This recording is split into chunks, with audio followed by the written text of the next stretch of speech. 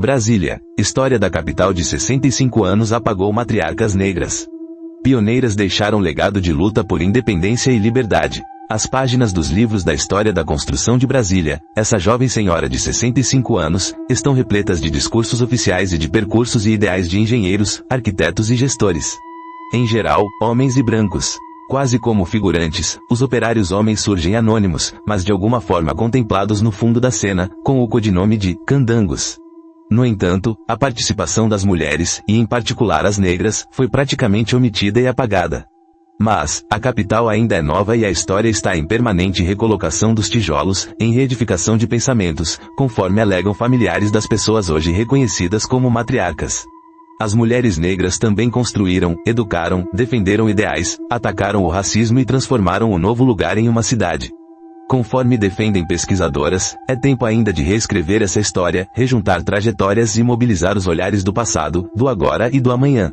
Um dia, argumentam estudiosas brasilienses, os livros poderão fazer justiça para honrar os nomes, as lutas e as palavras delas.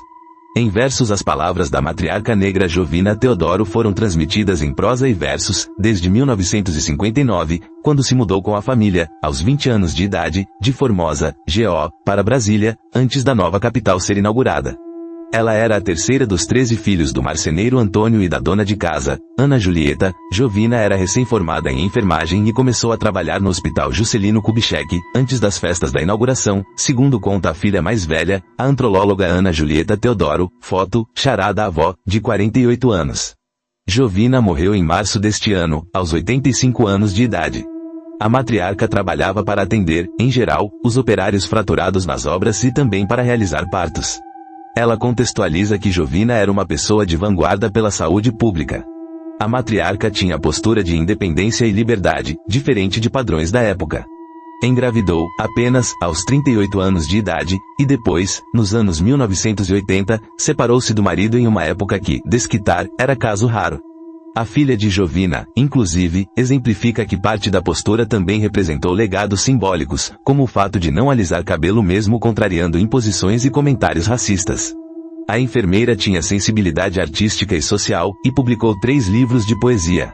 Temas relacionados a questões de gênero e meio ambiente inspiraram a mulher, como nos versos de Lição de Brasília. Só me resta mesmo uma única esperança, que no concreto da lição, haja uma brecha ínfima que seja, por onde possa adentrar um fio d'água, vindo da nascente. A filha pretende, agora, fazer uma edição póstuma com 40 textos inéditos da enfermeira que enxergava o mundo e a luta do dia a dia em versos. Cheia de sabedoria, Maria de Lourdes Teodoro conta a história da família em poesia. Walter Campanato, Agência Brasil. Irmã de Jovina, a professora e psicanalista Maria de Lourdes Teodoro, de 79 anos, chegou a Brasília com 14 anos de idade e identifica que os pais foram fundamentais para sua formação.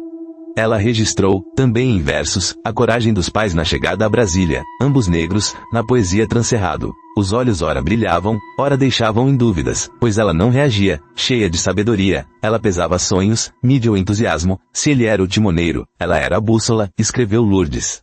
A mãe bússola se preocupava com que os 13 filhos tivessem o caminho da educação formal, ficou receosa com a mudança.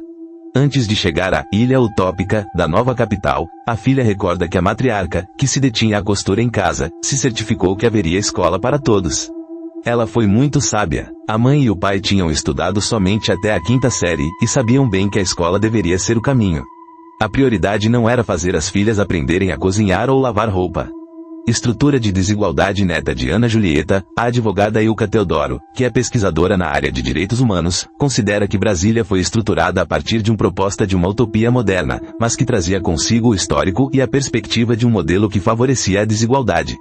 Ela entende que existe um apagamento das histórias das pessoas que efetivamente colocaram a mão na massa para que a cidade pudesse existir, em função de uma lógica racista. Soluções. Ilka Teodoro aponta que a Lei 10.639, 2003, que tornou obrigatório o ensino de história e cultura afro-brasileira, deveria dar conta de evitar o apagamento da história da construção de Brasília. Neta de Ana Julieta, a advogada Ilka Teodoro ressalta o racismo na história oficial de Brasília. Foto, Bruno Pérez, Agência Brasil. Além disso, ela exemplifica que um projeto em andamento, de historiadoras negras, que culminou na exposição Reintegração de Posse, conta a história de famílias negras que vieram para a construção de Brasília e que permaneceram à margem da sociedade. Poderes. Pesquisadora da área de artes cênicas, a professora Jamima Tavares avalia que a história oficial transmitida de brancos como os construtores da nova capital não é repassada à sociedade de forma ingênua. Para a pesquisadora, há uma reação da sociedade para que exista uma reescrita mais fiel da construção, que teve a participação das mulheres negras e também pobres. Ela explica que existem projetos como a realização do filme Poeira e Batom no Planalto Central, de 2011, dirigido por Tânia Fontenelle, que ouviu 50 mulheres que participaram da construção de Brasília. Confira o filme. Parte 1, Parte 2. Para a sala de aula. A dissertação de mestrado de Jamima Tavares identificou o que as mulheres faziam durante a construção. Atualmente, a professora atua em um projeto financiado pelo Fundo de Apoio à Cultura, FAC, para levar as histórias das mulheres pioneiras para as aulas de escolas públicas. O projeto tem o nome de Candangas Palavras, Mulheres e Memórias Capitais para Escolas Públicas do Distrito Federal. O projeto foi aprovado neste ano e será iniciado em 2026. Uma das motivações para esmiuçar o tema veio da própria família, da região administrativa do Gama, a 30 quilômetros do centro. A avó, negra, chamada Ana Irineu, vivia em um regime análogo à escravidão. Reação contra o racismo. Especialista em temas étnicos raciais, a professora carioca Neide Rafael, que é negra e radicada em Brasília desde os 12 anos de idade, explica que é filha de uma mãe lavadeira e neta de uma lavradora. O pai e a mãe foram pioneiros e chegaram em Brasília para a construção da cidade. A poeira que subia da construção da nova capital não tirou o brilho do olhar da família. A preocupação da mãe, Nadir da Silva, falecida em 2003, que só tinha estudado até o primário, era principalmente garantir escola para Neide e os 2 irmãos. Ensinamento válido para a aluna que viria a se tornar professora olhada de soslaio por outros docentes de escola privada quando vinha de ensinar em unidade de ensino da periferia. Atualmente, Neide Rafael prepara pesquisa sobre a ineficiência do sistema educacional para com a comunidade estudantil negra.